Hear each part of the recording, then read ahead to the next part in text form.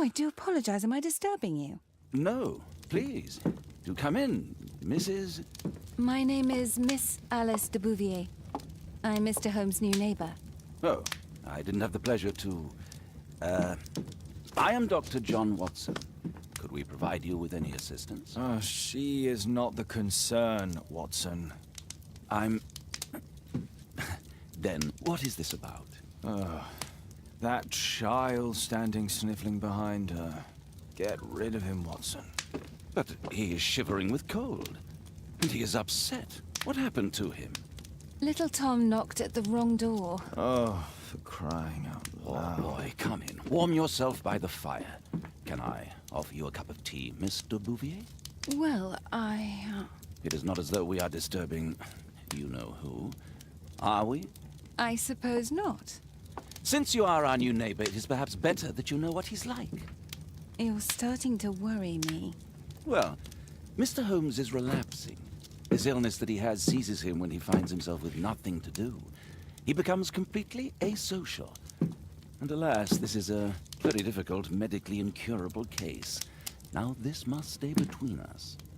Of course, I understand. How very sad. But there is a cure, if only a temporary one. A thrilling inquiry. Most certainly. If he refuses this one, then his condition will worsen. Oh, I am still here, you know. I didn't fall out of the window.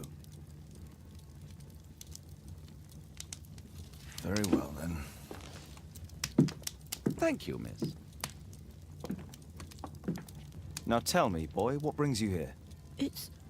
It's my father, sir. He's missing. I don't know what to do. What's his name? George Hurst, sir. Missing, eh? And what do the police say? The police, they don't believe me. They say he's just abandoned me. But that's a lie. Obviously. Your clothes are well mended and you can read. Your parents may be poor, but you are loved. Yeah, well, it's just the two of us now. My mother died when I was a little one.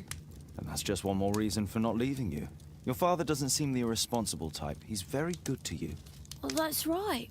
But he has no fixed work, so he often takes odd jobs for the day, because that's all he can find. Only this time, he didn't come home. And when was the last time you saw him? 3 weeks ago. He left for a new job, but this time, he was acting a bit strange and angry. Strange? In what way? He said to me, "Son, I'm out on a special job. Don't you dare move from here." I think something went wrong. 3 weeks? That's a long time. Well, every day I thought he would show up. And anyway, I can look after myself. What were you thinking? You and your father are both at risk. You should have come to me much earlier.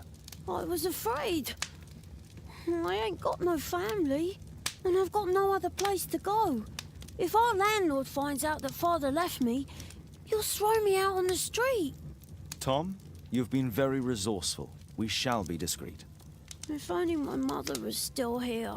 Very well. Your address, please, Tom. 12 Dorset Street, the first floor, door E. It's in Whitechapel, sir. But I ain't got no money to pay. Who asked for money, Tom? Your case seems to be the very medicine I need. I'll meet you there shortly. Oh, thank you, sir.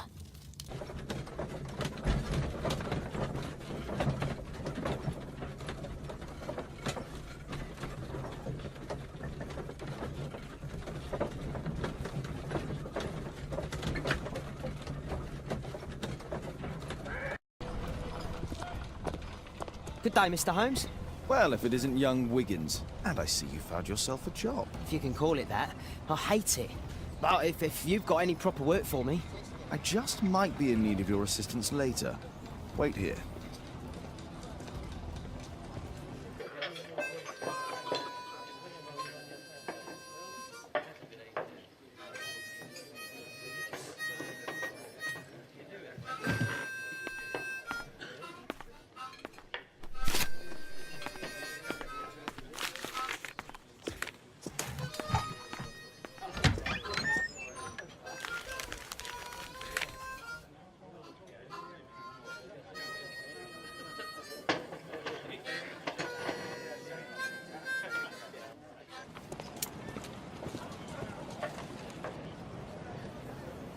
You see that gentleman? I need you to follow him and report back to me.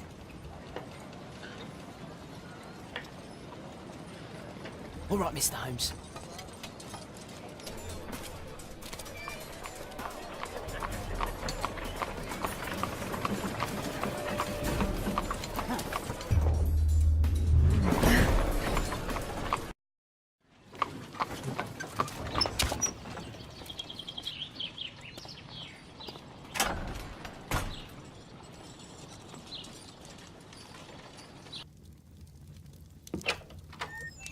Mr. Holmes, you have a visitor. Oh, just ask him to wait. I'm afraid that won't be possible. This young lady refuses to wait for anything. What? Father! Caitlin! Miss Caitlin's boarding school was flooded. Everyone was sent home. As if it could smell any mustier. My word, how is it possible that you have grown up so fast? You'll be staying. Wherever will we put you? Holmes, I'll give her my room, of course. What do you have to say, Kate? You're on a new case? A respectable lady who's being blackmailed? Or is it a love story between a prince and a suffragist? However did you guess? You will tell me, won't you, Father? Only if our lives are in danger. All right, then. Have fun. I'll go and unpack. Will you help me, Mrs. Hudson? Holmes, about Caitlin. Yes? She has grown up, hasn't she? Don't you think it's time to tell her? To tell her what, Watson? Well, about her father. Never. Absolutely never. Do you hear me? Holmes, you were responsible for the death of her father. You owe her the truth. She is old enough now. I would lose her. Can't you see that? She must never know, Watson. Is that clear? Holmes. It won't and can't happen. Good day, gentlemen. Welcome to my home. How may I help you? Good day to you, Lord Marsh. My name is Sherlock Holmes, and this is my friend and colleague, Dr. Watson. I hope we're not disturbing you. You are with your physician? Yes, this is Dr. Reuben Fisher. But no, please, I'm intrigued by your visit, Mr. Holmes. I'm glad to hear it. The last thing I'd wish is to upset the patient. Lord Marsh, can I just say that I admire all of your efforts in assisting the poor of London? Yes. It is a war that we must fight, on our streets and now, too, from my home. You must surely have noticed those bags full of items, clothing and books for the unfortunate. That is inspirational. At my own humble level, I too try my best to support those in need. I thought perhaps that I could be of some assistance. I don't see why not.